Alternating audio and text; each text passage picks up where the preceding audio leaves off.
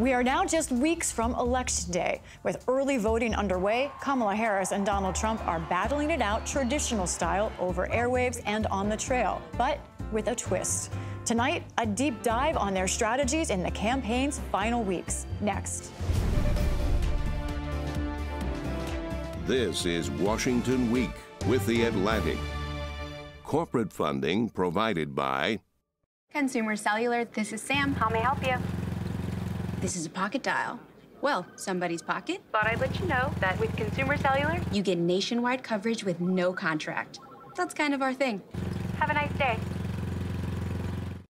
Additional funding is provided by Ku and Patricia Ewan through the Ewan Foundation, committed to bridging cultural differences in our communities.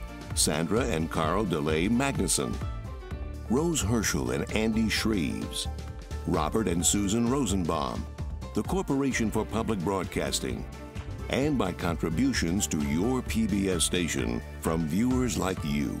Thank you. And now from the David M. Rubenstein studio at WETA in Washington, here is Washington Week with The Atlantic. Good evening and welcome to Washington Week. I'm Lisa Desjardins. Jeffrey Goldberg is away. Tonight, early voting is underway in all but a handful of states, and Election Day itself just over 3 weeks away. Kamala Harris and Donald Trump are ramping up their efforts to win over undecided and unlikely voters. Democrats' heavy hitters, former Presidents Barack Obama and Bill Clinton and First Lady Jill Biden, are out campaigning for Kamala Harris. But others in the party are sounding the alarm that her popularity, particularly in the critical blue wall states of Michigan, Pennsylvania, and Wisconsin, may have plateaued. That could affect races down the ballot, including control of the U.S. Senate. Meanwhile, former President Donald Trump's campaign taking an unconventional approach, holding rallies in solidly blue states as a way to highlight what he says are failed Democratic policies. Joining me tonight to discuss this and more are Jeff Mason, Reuters White House correspondent, Saleha Mohsin, a senior Washington correspondent with Bloomberg, Ashley Parker, the Washington Post senior national political correspondent, and Jessica Taylor, the Senate and Governor's editor at Cook Political Report. Thank you to all of you for being here. Saleha, I want to start with you. Where do you think this race stands right now between Harris and Trump? It's an absolute coin flip, if you ask me. You can see that both candidates really want the underdog position as a way to kind of make sure their voters come out. But I think that if you see some of the demographics that each are targeting, they're going for some of the same groups. You saw Obama out there talking directly to black men, trying to get them to vote for Harris. There's been a lot of reporting that some of the outreach to the black male demographic has not been fantastic from the Harris side. I was talking to a source in the Trump campaign today who was saying on background that the campaign is feeling cautiously optimistic, especially about black voters. But everyone's cautiously optimistic, so we just don't know. We're going to come back to talking about black voters and black men in particular. I just want to make sure do we all agree here? This race is really close, right? Right. Super close. And I'm not even sure that the folks at the Harris campaign are cautiously optimistic. I mean, I think they're optimistic. I think they think she can win, but I think there's a lot of anxiety in Wilmington. And that is fueled by the fact that they are at margin of error polling in each of the 7 swing states, that they've had what is, I think you can objectively say, a really good stretch of the early piece of her campaign after she became the candidate late in the game. Had a great convention, had a great debate, had some momentum, certainly in August and September, but it is not now turning into a polling advantage. And that is anxiety producing for them. And that is what has been so striking to me, is sort of this existential question of once she moved to the top of that ticket, she has been not quite flawless, but she has had a run of good performance, yes, and a run of good luck, right? The combination of the two, and raised over, $1 billion in this crazily short term. The flip side is that Donald Trump, in many ways, has said things and done things that are what people would call, even who like him, his absolute worst impulses, right? He is not being the sort of more restrained Donald Trump that allows people to do what they've done previously, which is kind of hold their nose and say, you know what, I think he's going to get into that office and become presidential, right? And even with all of that, it is just so stunningly close. And I will say, in talking to people in the Harris campaign and in Wilmington, they did sort of acknowledge, they said, look, from the very first words out of Jen O'Malley Dillon's mouth when Harris was named to the top of the ticket was, this is going to be incredibly, incredibly hard in this war of attrition, and that is what we're seeing play out. Melly Dillon, the campaign manager. Yes. We're in this moment, there's a big buzz in these strategic circles, not about robotaxi, but about this idea that some Democrats are very scared in this moment. Jessica, I want to ask you, is this, some people say that's bedwetting, some people say there's real cause for concern. What do we know about this moment? Well, I think, as Jeff was saying, even when they were sort of having the sugar high a little bit in August, I know that, the super PACs and people within Democratic circles were saying, like, this is not as rosy as you think it is. Our internal numbers have never been this great. Like, we are not under any, false pretenses that this is going to be a cakewalk, really. And so I think, even as I saw bigger Senate numbers and different things, and then you saw her with, a more comfortable lead in some, in Wisconsin or Michigan, I think it's sort of the political gravity is setting in, that these are just such close states. But I mean, she is still, again, with Joe Biden, we would be talking about the only path he had was Michigan, Pennsylvania, Wisconsin, and Nebraska's 2nd congressional district. She is still in play in those Sun Belt states. But I think, we are just seeing that gender gap growing, Harris doing better with women, but then Trump really targeting sort of this bro culture of men, particularly young men. And, we might not even be talking on election night about, the education gap is what's been so pronounced so much in the recent elections, but that gender gap. And, you don't see Trump doing much to appeal to women, and he's just sort of doubling down on men. And is that enough to sort of, again, with black men, what we saw with President Obama, Latino men there in Arizona and Nevada that are concerned about illegal immigration? What does the data show? Is it enough? Is this the right? We've talked so often about women, about soccer moms, about women with cats. Yeah. But is Trump right to bet on men? I mean, if you're not going to do any better with women, I think it could be an interesting strategy to sort of rewrite some of this stuff, because I think with, certainly J.D. Vance's comments, with where he is on abortion, but then the interesting thing that I've also seen in the data is that even if you're a single issue voter on abortion, you're probably not voting for Trump. But even if you are pro-choice, but the economy is the number one issue. If you're a mom, if your grocery bill is doubled, if you're concerned about inflation and different things, they still don't fully see Trump as a true believer when it comes to pro-life causes. And I think that sort of has to do with his Playboy past and different things. Like, we have seen in the data that voters are blaming Democratic Senate candidates more for abortion and thinking that they would implement a national abortion ban, but they don't blame Trump for that. And Harris is gaining ground on the economy in terms of the polling. There was a while where former President Trump had a real advantage on the economy with voters, but she has shifted that a little bit with a few of her economic policies on housing, on taxes. Reuters reported today that she's going to have at least some repackaging of economic policies directed at black men next week. So she's working that. I thought it was interesting to watch at the Obama rally last night how he is trying to talk about it as a character election and not just about policy. He was ripping Trump on policy for sure, but also really tearing into him on character. But the question for all of these things is, will it resonate? Character attacks have never worked on Trump, just because Teflon. He is who he is. And when you went to the polls in 2016, you sort of fundamentally knew who you were voting for or against, and that's been the challenge, on character attacks at least. Speaking of former President Obama and what he was saying yesterday, he also stopped off at a field office and spoke directly to men, it seemed black men. So I want to play a little bit of what he said. I'm speaking to men directly now. Part of it makes me think that, well, you just aren't feeling the idea of having a woman as president. And you're coming up with other alternatives and other reasons for that. The women in our lives have been getting our backs this entire time.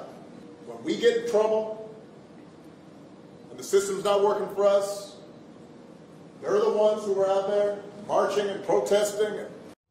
Saleha, you raised this. What do you think the risk or reward here is? He's sort of lecturing black men, but clearly the Harris campaign needs them. Yeah, I mean, one part that we missed there was that he also said, you're lucky that Michelle's not here right now. He was scolding the group. I think it shows anxiety from the Harris camp. I think it just shows that they need this demographic and they don't have it. Now, you've covered former President Trump for a while. You know, Ashley, he had a response, you won't be surprised, on Truth Social to Obama. And here's what he wrote on Truth Social. He said, Obama admits a total lack of enthusiasm for Kamala, especially with black men. I think Obama will be voting for me. Yeah, we all know that he will not be. But why do you think, first of all, kind of Barack Obama gets under his skin so much? And what are you hearing about men in general, black men, and also younger white men in your reporting? So one thing that's fascinating is the Trump campaign is very clearly, as we've discussed, making a play for men. But a colleague and I did a story a couple weeks ago looking at sort of the persuadables, which is this very, very small group of voters across a very, very small number of states, right? And we wanted to see who the campaigns viewed as the voters they needed to persuade to support them and to turn out. And one thing that I thought was surprising and felt a little counterintuitive was in many ways their universes were quite similar. So it was all mainly younger voters, and that's sort of with an asterisk because they both defined it as under 50. So most of us here are young, right? So younger voters, and those younger voters skewed largely male for both campaigns. And they both campaigns over-indexed for voters of color, young men of color. So Harris knows it's not just enough to win, and she's doing quite well with women and people overeducated or higher levels of education, but they're also trying to reach them. You know, they think that the abortion issue can even be effective with younger men, especially if they are partnered, that it's a kind of discussion they can start and then can get finished on the couch, so to speak. But my reporting is that privately, they are very nervous. They know that they have a problem, especially, again, with black men in a place like Pennsylvania, where you need to run up those numbers, or at least not let Trump narrow the margins. Detroit as well, yeah. Jeff, speaking of Michigan, I know you wrote a story about Kamala Harris, a campaign reaching out to Arab Americans there, Muslim Americans. That's an issue, especially in Michigan, has one of the largest percentage-wise populations in this country. She's reaching out. Are they reaching back, and what's it mean? Well, it's definitely a piece of the electorate in Michigan that she really needs, and it was a weakness for Biden. I can say anecdotally, when I would travel with Biden before he dropped out as the candidate, he would get interrupted about the war in Gaza all the time.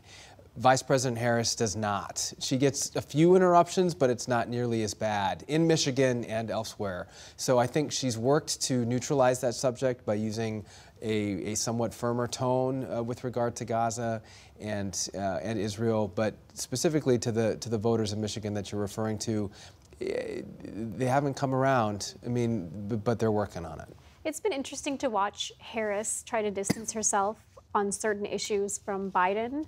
But on her interview with The View, she accidentally said there's not that much of a difference, and then she decided to come back a few minutes later and recap that actually, no. She realized that was a problematic. Yeah, she realized we're different. Exactly. We're so different. And that's what Republicans have completely seized on. I mean, that they've had it, we have it in digital ads at least, they say it's coming in other advertising and stuff. But I mean, that was a feeling when you saw that you should have been prepared for this. But I mean, she's at an awkward moment where she can't throw Biden under the bus either. But this is where it comes down to. So the past few election cycles, we have seen the candidate of change wins. Obama was the candidate of change. Trump was the change candidate from the Clinton era. Biden was a change from Trump. But now, we've seen sort of conflicting polling. The latest one of the latest polls did show that she does poll well as the change candidate, but can you really be the change candidate if you are the current vice president and that the current president is, his approval ratings are low and that voters are unhappy with the direction of the country? And it's so complicated, right? Because one of the challenges and pros for her is that she really does, as a vice president, no one pays attention to you. That's not an indictment of her. That's the nature of the role, right? So she really does need to introduce herself to voters. That's a challenge. But it's also this opportunity where she is not saddled with the incumbency and can be the change change candidate. And again, in some reporting I've done, she is also grappling with, although she's certainly not leaning into this in the way that Hillary Clinton did, but she's a woman. She's a woman of color. Those are both challenges. It's often hard for the campaigns to quantify because there's some people, and I've talked to those voters who say, I will not vote for a woman because I think they're too emotional, right? I don't want to hand them the nuclear codes. But or can't stand up to foreign leaders. Yes, can't say. I support them, but I'm worried they would get ruled by Putin. So that comes up a little, but a lot of it is a bias sometimes that voters don't even realize they have, and so that's a challenge. But again, because it's complicated, the positive for her is that she looks different. Having a female president, having a black president, having an Indian American president would be change. So again, it's that push and pull. And the other thing I would add to that in terms of the Harris campaign strategy of a new way forward, they are painting that as turning the page not on 3.5 years of Biden, but on 7, 8 years roughly of Trump being on the political stage. And him coming back now as running again and being so close to potentially winning again, and the anxiety that produces and the chaos for many people anyway. They want to turn the page on that, and that's what she's trying to sell. And they're cognizant of this, because during the vice presidential debate, we saw J.D. Vance constantly casting her as the incumbent, saying the current Harris administration. Absolutely. Yeah. More so than Trump did during that. You know, he didn't say until 84 minutes in, I think it was, that Harris is Biden. Right. J.D. Vance was landing all the lines his campaign had wished Trump had landed 2 weeks prior. We've been talking about the sort of gender segregation is how I think of it. I'm going to talk to women now. I'm going to talk to men now, which is sort of what's been going on. But there's another demographic that former President Trump has been going after. It's a curious one. It is people who live in blue states. Yeah. Jessica, I want to ask you, why do you think the former president is doing this? We've got New York, Colorado. Yeah. Colorado hasn't voted red in 20 years.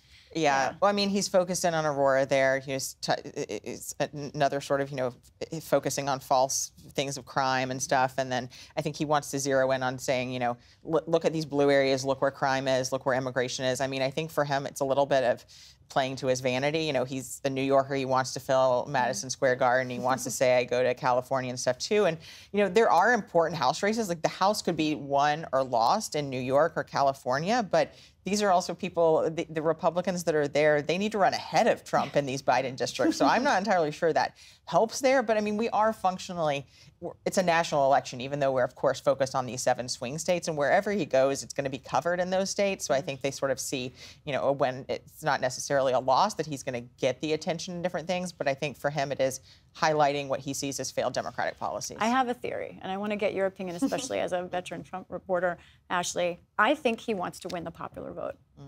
What do you think? So it's fascinating. I have heard that theory floated because you may recall that even after he won he had won in 2016, and he was still saying, we forget about this, the election was stolen. He was annoyed. Because he couldn't have won the popular vote.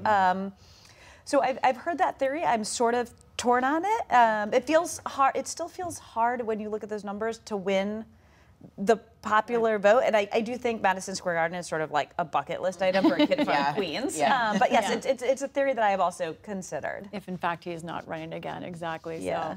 So, what do you think the key groups are here, Jeff, that these folks need? I mean, there is such small, we're hearing about these unlikely voters that the Trump campaign is going for. We don't know if they're going to show up or not. That's a gamble as well. But how did you read this? Well, bottom line is both sides have to bring out their bases, and Trump has certainly got his base in the bag, I think, and Vice President Harris has a lot of it, but it's interesting to see some of the weaknesses that she has compared to Joe Biden. Joe Biden was doing better with men.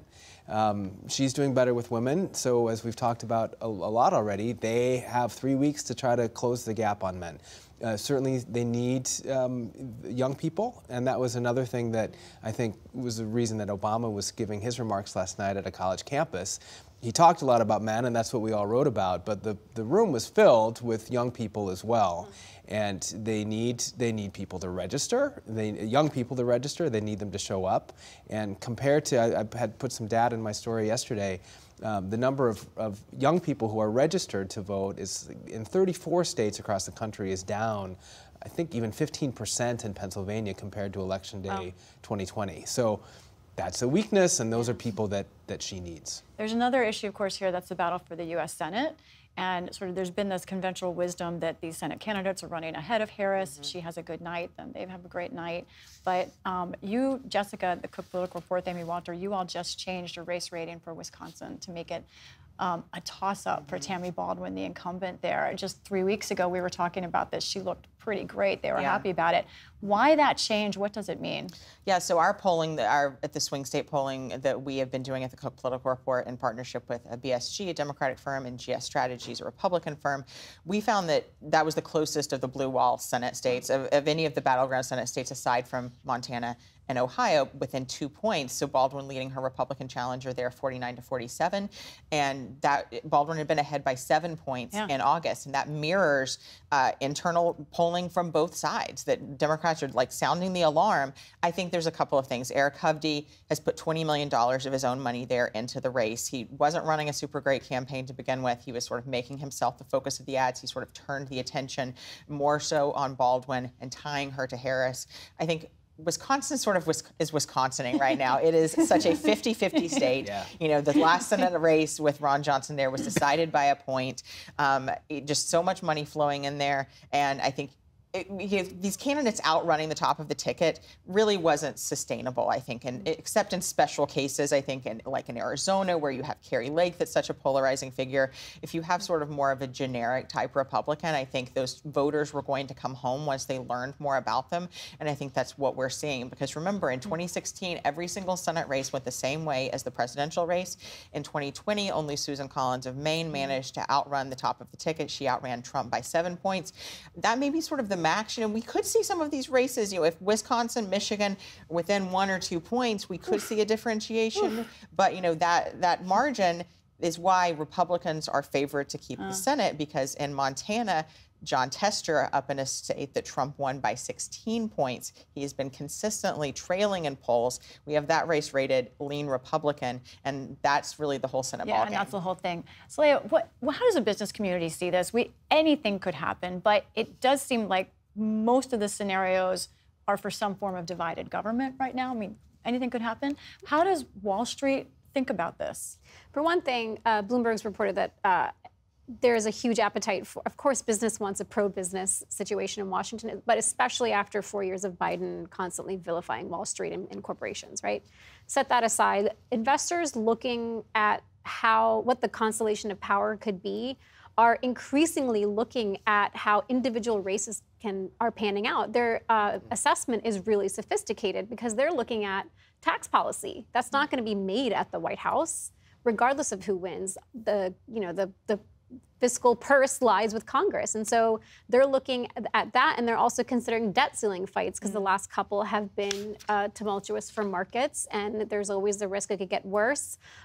So far, I'm hearing that they think that if we end up with Democrats in the House and Republicans in the Senate, that it could be a calmer scenario, at least for the debt ceiling, because they think the trouble lies in the flip scenario.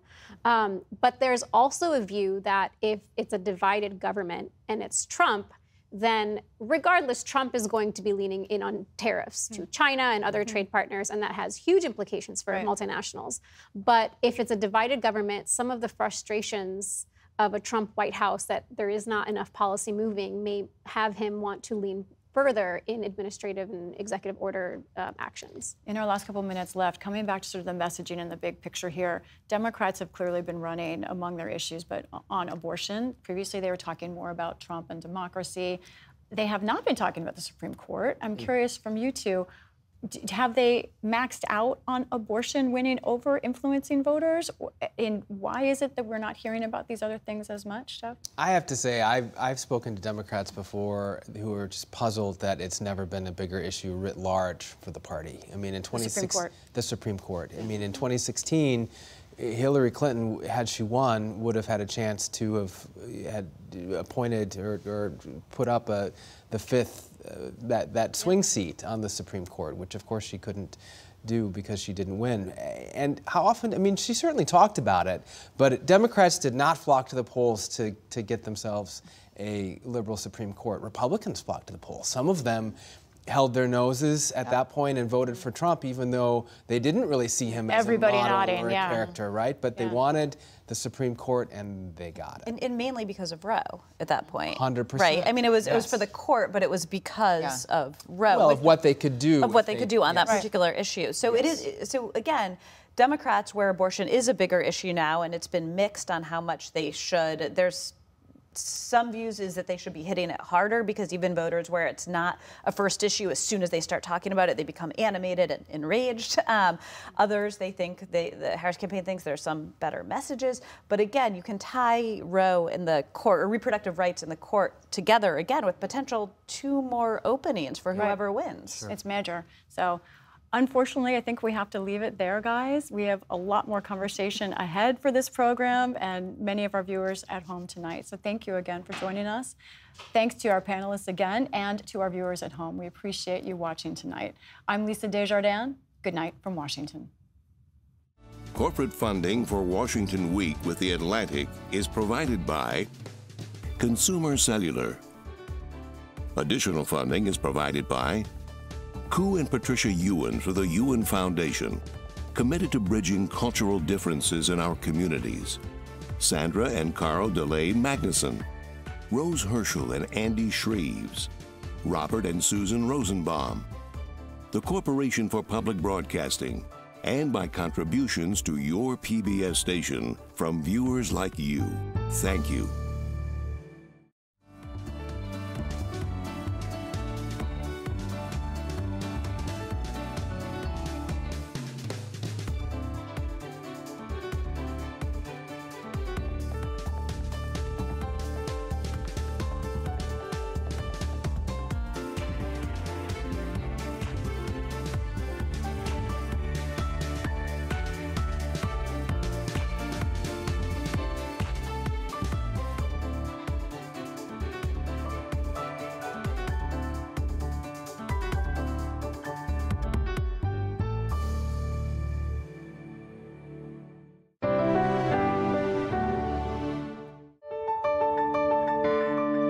You're watching PBS.